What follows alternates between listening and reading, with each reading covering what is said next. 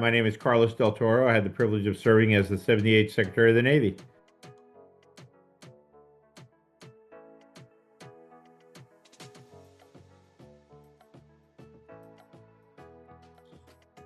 My parents had to give up everything that they had in Cuba, which wasn't much to start with, but they came here very, very poor with just one suitcase in hand, and they had to both work two jobs to make ends meet.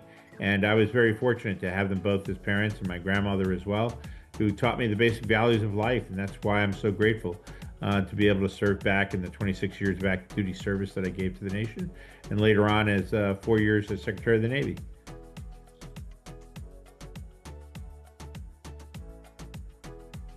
It was very early on, actually, and I kid around that we were so poor the only thing my parents could afford to do is walk me up and down the Hudson River, and I think subconsciously I was drawn to the seas.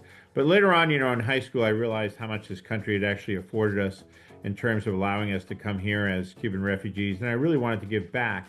That combined with my love of all things mathematics and engineering, I wanted to study electrical engineering, and the Naval Academy proved to be the best bet for me.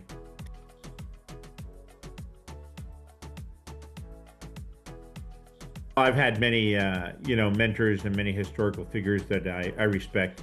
Obviously, as Secretary of the Navy, I had tremendous respect for both Theodore Roosevelt and Franklin Roosevelt. Both of them had served in the Navy as Assistant Secretaries of the Navies at different times in our nation's history, and I learned a lot from both of those. But I had other mentors along the way as well, too. I mean, Admiral Mullen, who served as Chairman of the Joint Chiefs of Staff, is certainly a mentor to me. And then again, other historical figures from the first Secretary of the Navy, John Adams, who was Chairman of the Marine Commission, to later on Benjamin Stoddard, Paul Dintzies, Paul Ignatius, John Lehman. Graham Clayton Jr. stands out because he was the only other Secretary of the Navy who commanded a ship at sea as its commanding officer. He had a ship during World War II.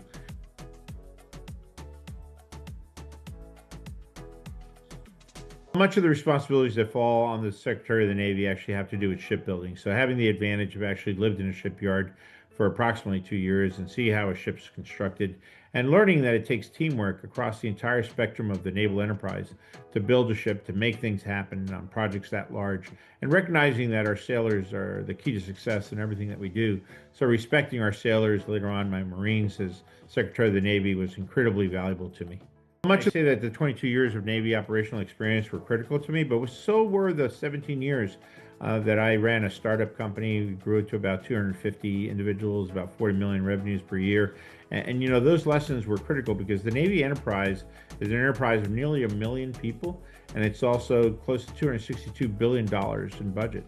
So yes, having that private sector experience was extremely helpful to me as well.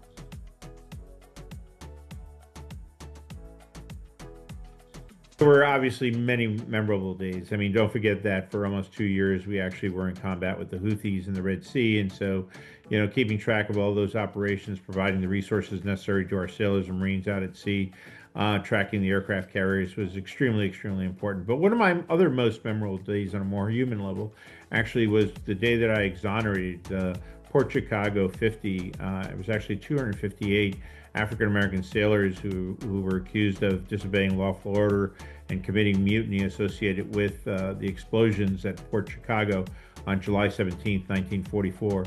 And they were done a tremendous disservice, and it was an honor to be able to exonerate them 80 years later when I signed the exoneration papers in my office with Thurgood Marshall Jr.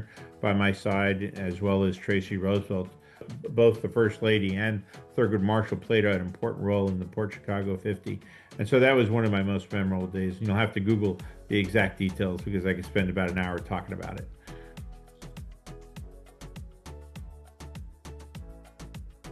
Yeah, there were many innovative things that we did do. Obviously, major investments in AI and quantum physics and all sorts of technology. But one of the ones that I actually put a lot of resources into in the last year of my secretariatship was the ability to rearm our cruisers and destroyers and other ships at sea, to be able to, at sea, be able to rearm them from other ships.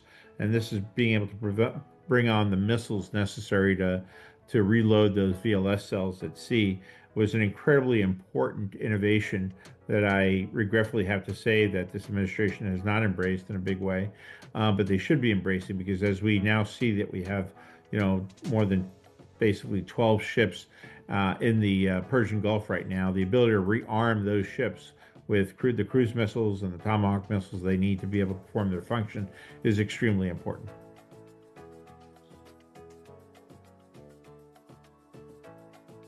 Well, since the very founding of our nation and the very founding of our Navy, actually, it's been the responsibility of the United States Navy to actually keep the lanes of communications or the lanes of trade all around the world, all throughout all the multiple straits that exist around the world, open for free navigation on behalf of all nations, right? And so that's been very important, and it's most obvious now as we see the Straits of Hormuz being shut down, and that's one of the topics that I'll obviously be discussing at this lecture at the Council on Foreign Relations. But we need to maintain these straits open for international trade so that the economies of all countries around the globe can actually prosper and benefit. And we see the pain that it's bringing ordinary Americans today with the challenges that they see both at the gas pump and the rising price of commodities and food across the board. So it is the United States Navy that's principally responsible for the United States Navy and the navies of all Western nations and allies for keeping those straits and lanes of communications open for free trade to flow.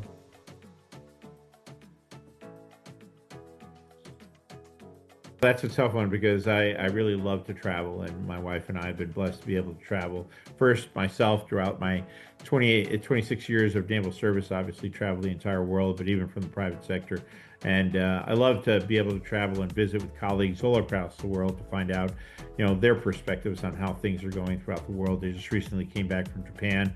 Travel in the Pacific is just extraordinary. But I also have enjoyed travel in the Baltic and the Mediterranean. I got to be near the sea, though. I don't like to travel inland too much. But if I'm near a good port and there's good food, Spain comes to mind as well, too, given my Hispanic background. Obviously, I have a very close relationship with Spain and the Spanish Navy, and I love traveling to Rota and many of the other ports along the Mediterranean, as well as the Atlantic coast as well, too.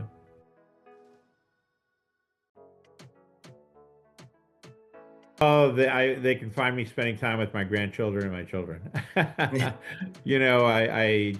throughout my naval career, we moved 17 times in 23 years. I probably spent 65% of my time away from home. Obviously, with the startup, there was a lot of intense work. And serving as secretary during those 4 years, I left nothing on the table. So both my wife and I were fully engaged in service to our country. But now we're enjoying a little bit of extra time with our grandchildren and our children, traveling to see them as well too. And we continue to travel around the world to meet with our colleagues and friends from all over, talking about the important issues of the day and just catching up on friendships.